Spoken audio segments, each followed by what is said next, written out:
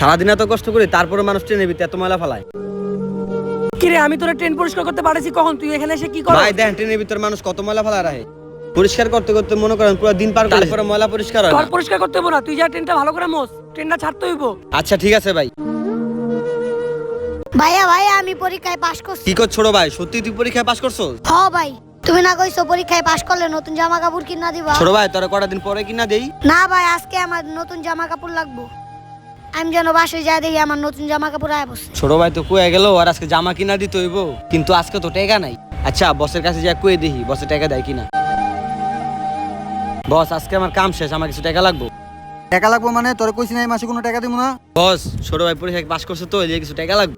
তোর ছোট ভাই পরীক্ষায় পাস করছে, আমি কি করবো? আর তোর সামনের মাসে বেতন দিছি না, এখন আমার কাছে কোনো টাকা নাই। বস দেখেন না কিছু করা যায় না। দেখ এমনি আমার গাড়ি ঠিক করে চলে না, আমার মেজাজ কিন্তু গরম আছে, কোনো টাকা দিতে পারবো না, যা আনতে। ঠিক আছে বস, কালকে সকালে তাড়াতাড়ি আয় পড়বো যাই তাইলে। তাহলে মনে হয় আমার ছোট ভাইয়ের শখটা পূরণ করা হলো না। ভিডিও ভালো লাগলে কমেন্ট করে যাবেন।